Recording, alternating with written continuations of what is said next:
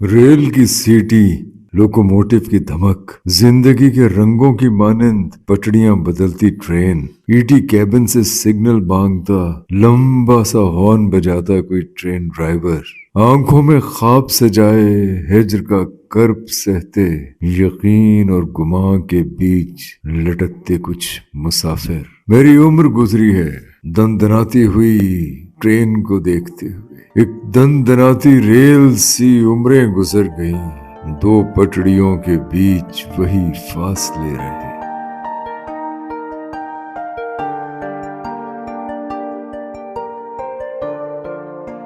एक रोमांस वाबस्ता है मेरा रेल के साथ, रेलवे इंजन के साथ, रेलवे इंजन के हॉर्न के साथ, इसकी धमक के साथ, रेलवे यार्ड के साथ, दूर तक खड़ी बोगियों के साथ, इंटरलॉक के पुल के साथ, लाहौर रेलवे स्टेशन के साथ, रोड़ी रेलवे स्टेशन के साथ, खानेवाल रेलवे स्टेशन के साथ, रहमियार खान रेलवे स्टेशन के साथ। बहुत ही खूबसूरत रेलवे स्टेशन है, मेरी यादों के रेलवे स्टेशन हमेशा ख्वाबों में आते हैं। मेरे लिए रेल का engine, railway station, horn, ET cabin, बदलते हुए सिग्नल, जिंदगी के इस्तारे हमेशा मुनव्वर करते हैं यादों को। सुबह काजिब की हवा में दर्द था कितना मुनीर, रेल की सीटी बजी तो दिल लहू से भर गया। मुनीर न्याजी हैं। कौन कितना जब्त कर सकता है करबे हिज्र को, रेल जब चलने लगेगी फैसला हो जाए। ख्वाजा साजिद। सीमा अंदरीब का भी क्या खूबसूरत ख्याल है,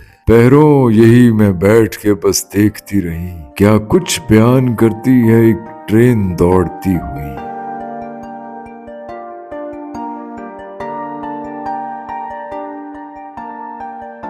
आज का व्लॉग 102 बुलॉक्स यानी बैलों और 2 हाथियों और रेलवे इंजन की कहानी है। कहानी दिलचस्प है लेकिन उसका पस मंजर जानना बहुत जरूरी है। आपको याद होगा कि ब्रिटिश राज ने सिखों से इक़्तिदार हासिल किया, इसके लिए उन्होंने सिखों को मैलाइन भी बहुत किया, खासतौर पे महाराजा रंजीत सिंह को बहुत मैलाइन किया। हालांकि महाराजा रंजीत सिंह और सिख दौर को, सिख इक़्तिदार को किसी हद तक उन्होंने बर्दाश्त भी किया, कोई जंग नहीं की महाराजा के होते हुए। महाराजा शेर सिंह के इक़्तिदार को भी बर्दाश्त इसीलिए किया कि अफगानों का खतरा था, अफगान हमलों का खतरा था। अफगान हमलों से निपटने के लिए उन्होंने सिख शाही खानदान को बर्दाश्त किया, वो बर्दाश्त करना नहीं चाहते थे। आपको याद होगा महाराजा रंजीत सिंह जब एक बार एक नक्शा देख रहे थे तो उन्होंने सुर्ख नक्शा देखा और पूछा कि है की ये, तो नक्शा दिखाने वाले ने कहा कि महाराज है, ब्रिटिश राज है,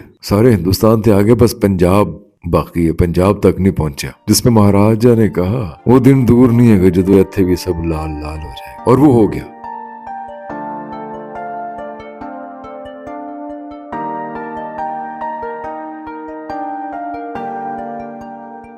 महाराजा रंजीत सिंह की वफाती का इंतजार था। उसके बाद सिख शाही खानदान में रेशा दवानियां फैली, खल्फशार हुए, जंगें हुई, लड़ाइयां हुई आपस में। महाराजा शेर सिंह की महारानी जिंद कौर के साथ साजिशें हुई और सिख शाही खानदान बर्बाद हो गया। लॉर्ड डलहौजी ने महाराजा दिलीप सिंह से, जो 5 साल के बच्चे थे, कोहिनूर हासिल किया। महाराजा दिलीप सिंह को मिस्टर लॉगिन और मिसेस लॉगिन के हवाले किया ताकि उन्हें बैप्टाइज किया जा सके, उन्हें मसीही बनाया जा सके, उनकी तरबियत अंग्रेज खतूत पे की जाए, मसीही खतूत पे की जाए। और ये सब कुछ हुआ।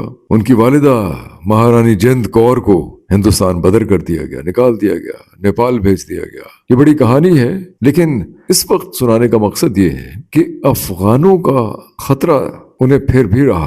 पंजाब पे काबिज हुए तो खतरा अफगानों ही से था। लाहौर का रेलवे स्टेशन अफगान खतरे को मेजर करने के लिए बनाया गया था, अफगान हमले को डिफेंड करने के लिए बनाया गया था। रंग महल का परी महल, अंदरून लाहौर के गिर्द फसील, दारा शिको की सराय और बहुत सी इमारतें गिरा के जो ईंटें हासिल की गईं, उनसे लाहौर रेलवे स्टेशन की तामीर हुई।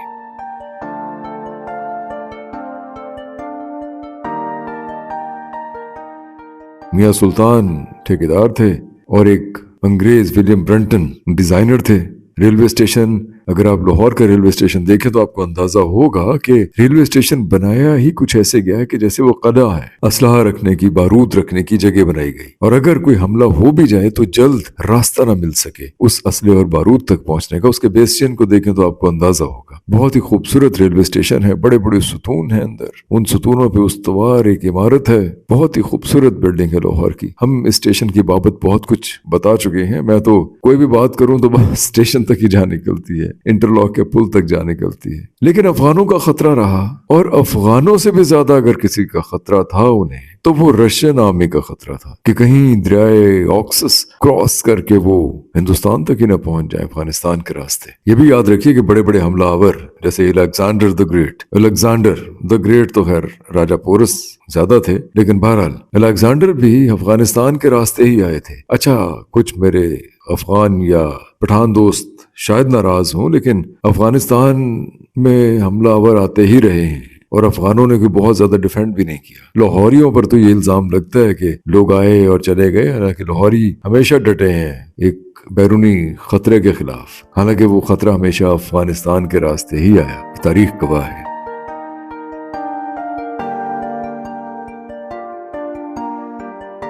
ये वो जमाना है जब अंग्रेजों ने पंजाब को एनेक्स कर लिया और अब वो पटड़ियां बिछा रहे थे। लंडी कोटल में पटड़ी बिछाई जा रही थी, उधर कोयटा में पटड़ी बिछाई जा रही थी, इधर लाहौर से अमृतसर तक पटड़ी बिछाई जा चुकी थी, लेकिन फाल नहीं थी। और अब एक steam locomotive Lahore railway station तक लाना था। ये कहानी है, ये व्लॉग है उस रेलवे स्टेशन तक स्टीम इंजन को लाने का। लाहौर और अमृतसर तक रेलवे लाइन तो फाल ही नहीं है, कैसे आएगा स्टीम इंजन? स्टीम लोकोमोटिव को समंदर के रास्ते कराची तक पहुंचाया गया और फिर कैमाड़ी से कोटरी ले जाया गया बोट्स के जरिए से। कोटड़ी से दरिया सिंध के रास्ते लाया गया, दरिया सिंध से होते हुए चनाब तक लाया गया, दरिया चनाब तक। अगर आप ज्योग्राफी देखें तो दरिया चनाब ऊपर है, फिर रावी और फिर नीचे सतलुज। वो दिलजीत दोसांझ का एक गीत भी बड़ा मकबूल हुआ पिछले दिनों के चनाब रावी से पूछता है कि सतलुज का क्या हाल है। तो सतलुज दरअसल नीचे है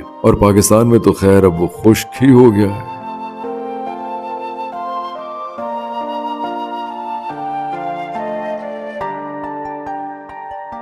चनाब से रावी तक लाया गया उस स्टीम इंजन को बोट्स पे, कश्तियों पे। और दिलचस्प बात यह है कि रावी उस वक्त चौबुर्जी के करीब बहती थी, सांदा कलां में, जो आज का सांदा है, सांदा कलां, वहां रावी बहती थी। चनाब से चौबुर्जी के करीब सांदा कलां में उस स्टीम लोकोमोटिव को उतारा गया, मनादी कराई गई, ढोल पीटने वाले बुलाए गए, पूरे शहर में मेले का सब हुजूम था। रेलवे स्टेशन के बाहर लोग पूरे शहर से उमड़ आए और इंतजार कर रहे थे कि एक काला देव आने वाला है, एक लोहे का देव आने वाला है। उस स्टीम इंजन को देखने के लिए पूरा शहर उमड़ आया था। लाहौरियों को तो आप जानते ही हैं कि तफरीह का कोई मौका वो जाया करते ही नहीं है, कैसी ही मुश्किल क्यों ना हो, कैसे ही बुरे हालात क्यों ना हो, लेकिन लाहौरिये तफरीह का मौका जाया नहीं करते। ये भी उनके लिए एक तफरीह था।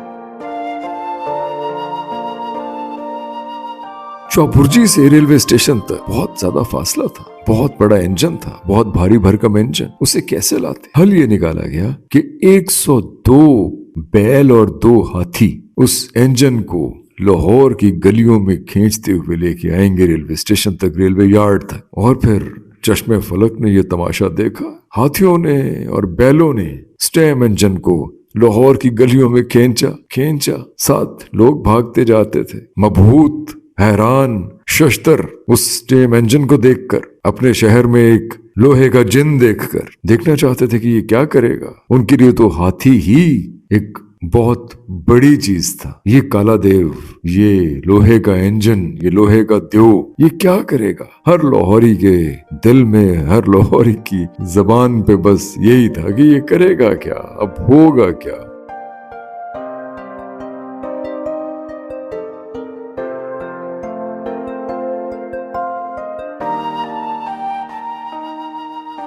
बहरहाल कराची से यानी कैमाड़ी से लाहौर तक आते हुए तो इस स्टीम इंजन को 34 दिन लगे, लेकिन चौबुर्जी से रेलवे स्टेशन तक आते आते 1 हफ्ता लग गया। इस इंजन का सफर 1 हफ्ते में खत्म हुआ। ये इंजन पहुंच गया।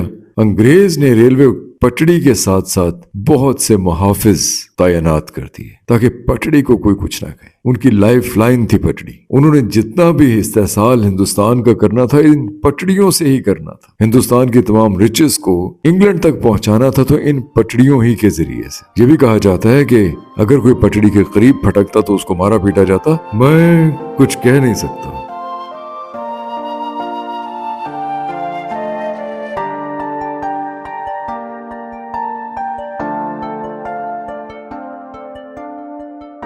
मैं ये नहीं कह सकता कि अगर लाल सिंह और तेग सिंह जो हिंदू से सिख हुए थे और सिख जर्नैल बने थे, जिन्होंने सिख सिपाहियों के साथ गद्दारी की और हजारों सिख जवानों को बरतानवियों के हाथों कत्ल करवाया, जीती हुई जंगों को शिकस्त में तब्दील करवाया। पंजाब के अंदर जंग आजादी की उमंग और लहर 1857 की जंग आजादी से पहले उठी थी। अंग्रेज बुरी तरह से पिट गया था पंजाबियों के हाथों। अंग्रेज को यहां से निकल जाना था, हिंदुस्तान छोड़ देना था, जिस बुरी तरह से उनकी पिटाई हुई थी। लेकिन सिख जर्नैलों की गद्दारी की वजह से पंजाब अंग्रेज के हाथ चढ़ गया। 1849 तक ये सब कुछ हुआ और ये वाकया जो मैं बयान कर रहा हूँ स्टेम इंजन के आने का, ये 1862 का है। यानी 1860 की दहाई में रेलवे लाइनें बिछना शुरू हो गई थी, बिछ चुकी थी, लोकोमोटिव आना शुरू हो गए थे, रेलवे कॉलोनीज बनना शुरू हो गई थी। मैं खुद सारी जिंदगी रेलवे कॉलोनीज ही में रहा हूँ, जो कि बहुत खूबसूरत कॉलोनीज हैं, आज भी कायम दायम है। हम कोई घर बनाते हैं 20 साल बाद वो गिरना शुरू हो जाता है। मैं एक ऐसे घर में रहा हूँ जो 150 साल पुराना था, लेकिन आज भी बहुत ही खूबसूरत और कायम दायम है।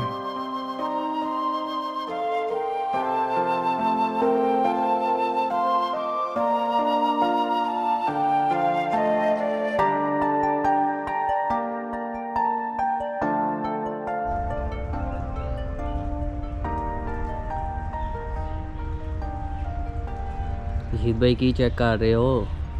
यार मैं दी मजबूती चेक कर रहा कि हकीम ਇਹਦਾ ਆਪਣੀਆਂ ਦਵਾਈਆਂ 'ਚ ਕਿਉਂ ਇਸਤੇਮਾਲ ਕਰਦੇ ਨੇ। ਹਕੀਮ ਉਹ ਕੀ ਕਹਿੰਦਾ ਖੁਸ਼ਕ ਕਰਕੇ ਤੇ ਉਹਨੂੰ ਸੁਕਾ ਸਕੂ ਕੇ ਕਰਦੇ ਨੇ। ਤੁਸੀਂ ਕੱਚੀ ਨਾ ਟਰਾਈ ਕਰ ਲੈਣਾ ਆਪਣੇ ਉਹ ਤਜਰਬੇ ਦੇ ਹਿਸਾਬ ਨਾਲ। ਬੜੀ ਗੱਲ ਹੈ ਕਮਰ ਭਾਈ, ਤੁਸੀਂ ਜੁਗਤਾ ਕਰ ਰਹੇ ਹੋ। ਲਓ ਤੁਸੀਂ ਖੁਸ਼ ਹੋ ਜਾਓ ਕਿ ਟੁੱਟੀ ਨਹੀਂ ਹੈ ਮਜ਼ਬੂਤੀ ਦੇ ਚੱਕਰਾਂ 'ਚ। ਨਹੀਂ ਤੋੜ ਸਕਣਾ।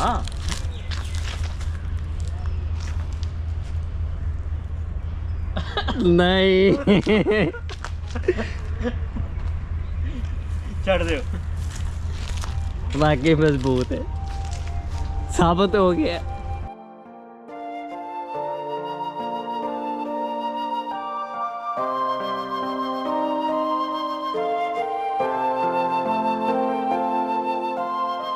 मैं कुछ कह नहीं सकता। अंग्रेज चाहे इस्तेसाल कर रहा था, लेकिन वो उस इस्तेसाल के साथ कमिटेड था जो उसने हिंदुस्तानियों का किया। ये मैं जानता हूं कि वो कभी भी यहां से न जाते। वर्ल्ड वॉर ने मजबूर किया, हिंदुस्तान के अंदर तहरीकों ने मजबूर किया, बहुत कुछ हुआ, हम बहुत बात कर चुके हैं। लेकिन इस वक्त जो मैं बात आपको बताने जा रहा हूँ वो ये है कि लाहौर में हरबंसपुरा का इलाका एंग्लो सिख वॉर्स में गद्दारों की निशानी है। मुझे माफ कीजिए, हरबंसपुरा में मेरे बहुत से दोस्त रहते हैं, बहुत ही खूबसूरत इलाका है, बहुत अच्छे लोग हैं वहां रहने वाले। लेकिन हरबंस गद्दार सिख जर्नैल के बेटे का नाम था जिसके नाम पर ये इलाका बना। मैं ये नहीं कहता कि इसका नाम बदल देना चाहिए। हमें अपनी कोताहियों को, गलतियों को, महरूमियों को, मजबूरियों को, जिल्लतों को, तकलीफों को, निशानियों को, इकराम को, इनाम को, जैसा भी हो महफूज रखना चाहिए। चाहे वो नाम है, चाहे वो कोई हेरिटेज है, चाहे कोई मकबरा है, चाहे मंदिर है, चाहे गुरुद्वारा है, चाहे कोई कलीसा है, चाहे कोई मस्जिद है। हमें अपने हेरिटेज को अपनाना चाहिए, उन्हें साथ रखना चाहिए, ओन करना चाहिए। आज अगर हम अपनी गलतियों को ओन करेंगे, आज हम अपनी नादानियों पर, अपने झगड़ों पर, अपनी लड़ाइयों पर शर्मिंदा होंगे तो उनसे सबक सीखेंगे। हमें सबक सीखना चाहिए हरबंसपुरा से। हरबंस गद्दार सिख जर्नैल के बेटे का नाम, जिसके नाम पर यह इलाका था, जिन्हें अंग्रेजों ने जागीर मरहमत की।